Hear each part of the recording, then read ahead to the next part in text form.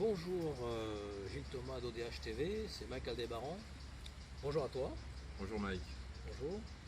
Alors peux-tu nous parler de ton travail et comment tu as commencé à t'intéresser au phénomène ovni?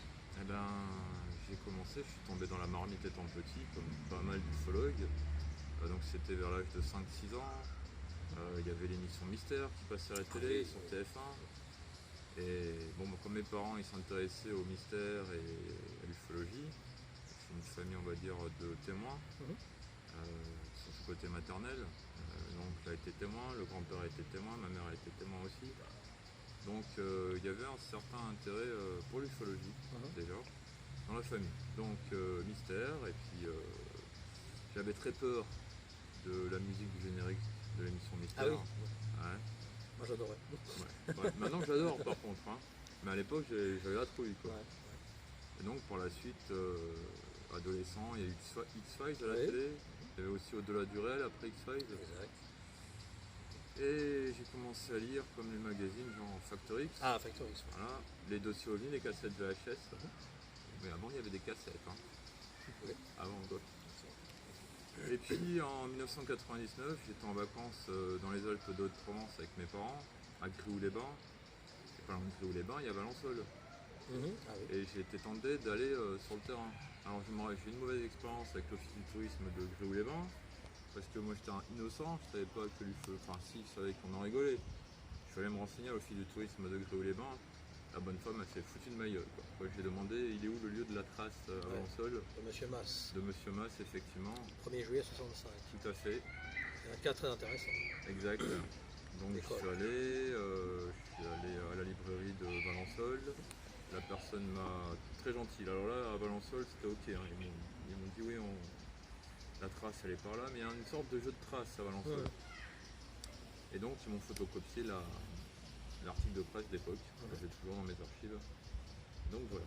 Alors ça c'était en août 1999. Et l'été d'après, je suis retourné avec un ami, un très bon ami même. Et là on a rencontré Maurice Mass. Ah oui. Et donc ça a été le premier témoin d'une longue série maintenant. Et c'était une rencontre intéressante. Nous on voulait juste vérifier si tout ça c'était vrai. Mhm. Comme bon adolescent quoi. C'est un des cas derrière toi les plus intéressants. C'est ça, tout à fait. Franchement en France. Mm. Moi il m'a fasciné aussi. Et donc je parle de cet ami, donc Alex. Je peux pas nommer son nom par contre. Je me dis que si je l'avais pas rencontré, j'aurais jamais fait ODH. Parce que quand tu es adolescent, bon, ils sont en train de tuer quelqu'un. Quand tu es adolescent, tu es au collège, tu traînes avec un t-shirt X-Size, les copains autour de toi ils se foutent de ta gueule, le martien, voilà. Et quand tu rencontres enfin quelqu'un qui s'intéresse à ça, bah là ça discute sans arrêt quoi. Ouais. Et d'ailleurs, petite anecdote, bon là je suis déjà sur ODH TV, hein. Mhm. En fait on était un binôme, on travaillait en binôme, et en redescendant d'une randonnée de Bugarache, entre Bugarache et la Vialasse, mon ami fait bah, on va faire ODH, donc OVNI dans l'histoire, puisqu'on allait sur les lieux, etc. Déjà. Et donc suite à ça, le lendemain on était, enfin pas le lendemain, quelques jours après on était au plateau d'Avion, Valensole, Vence. Voilà, Col de Vence, voilà, tout à fait. très intéressant aussi. Et après en 2006 il y a ODH TV. Voilà. Col de Vence, tu as vécu certaines expériences là-bas Pierre Blake, c'est ça là-bas Non, Blake non, j'ai jamais rencontré Pierre Bic. Pierre Blake. Au col de Vent, je suis souvent avec Mirko, D'accord. qui est un veilleur que j'appelle le vétéran, même s'il n'aime pas trop. C'est lui qui a fait l'AMS avec les invisibles du col de Vent, c'est la caméra automatique qui surveille le col, couplée à IFO Capture. Maintenant et depuis des années, il est sur le CEPO, Station d'études du phénomène OVNI, qui est une station, là elle est quasi finie, elle va être implantée prochainement au col de Vence, en panneau solaire, qui sera peut-être contrôlable à distance, ça c'est très bien. Et donc il y a deux caméras qui ont coûté très cher, donc une qui est diurne et l'autre nocturne. Donc ce sera pour surveiller le col de Vence en continu. Un peu comme ce qui se fait d'ailleurs. Voilà. Quelle est ton école d'ufologie, ou tout au moins les livres qui t'ont marqué le plus, disons, au début? Au début, il y en avait beaucoup. Enfin, moi je lisais surtout Factor X, le livre, c'était pas trop mon truc.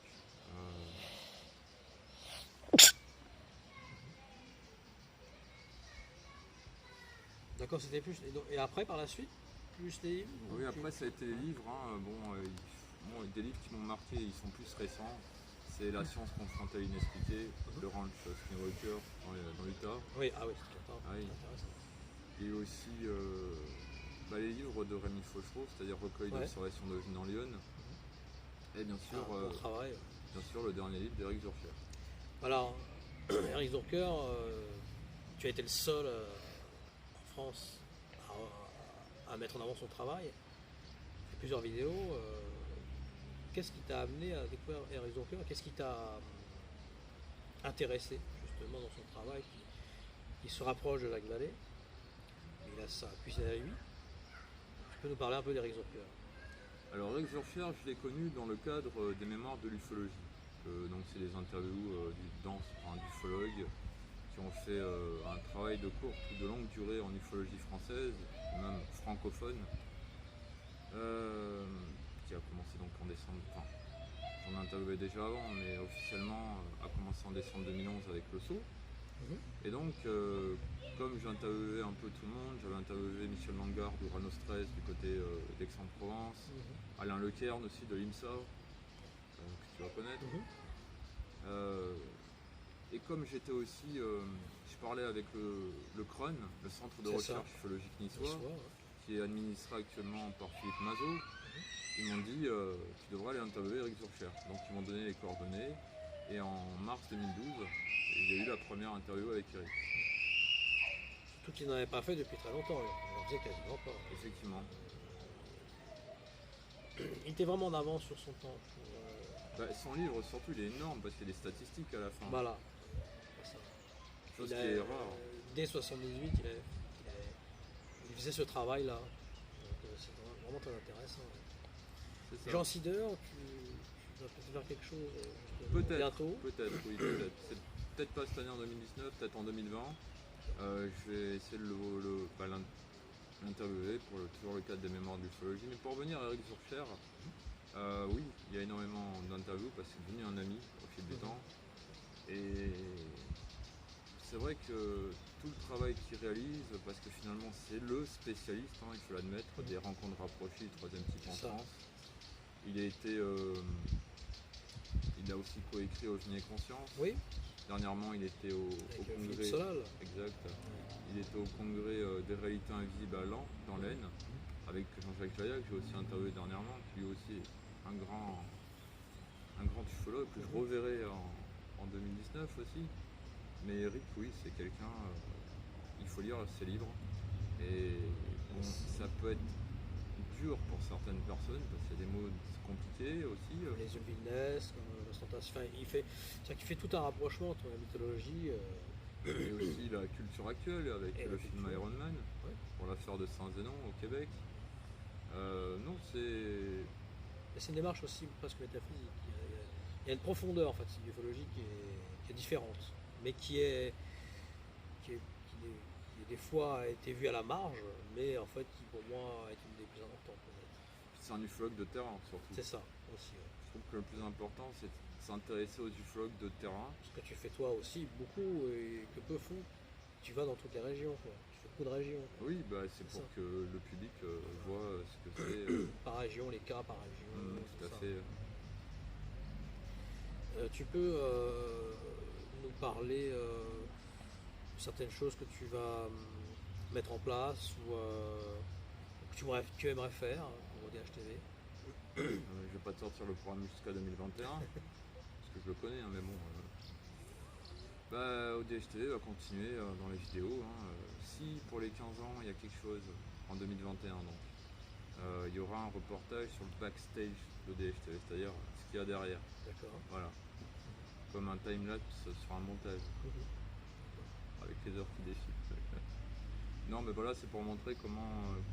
Parce que bon, souvent ODH-TV, là tu m'interviews, mais logiquement tu devrais interviewer toute l'équipe. Voilà, tu dois interviewer par exemple l'astronome Eclipse qui gère Orbital News, Jean-François Primo, reporter du Québec, qui gère une partie de Maths en OVNI dans le monde. Rémi Fauchereau, lui, c'est l'astuce du veilleur et de l'enquêteur. Gilles Durand, c'est la rubrique OVI et OVNI dans l'histoire.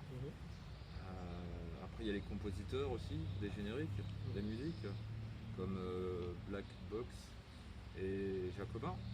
C'est une grande équipe. Oui, c'est ça. Mais parce que les gens, en fait, ils me voient, c'est ça. En fait, ils pensent que DHTV, c'est que moi. Bah non.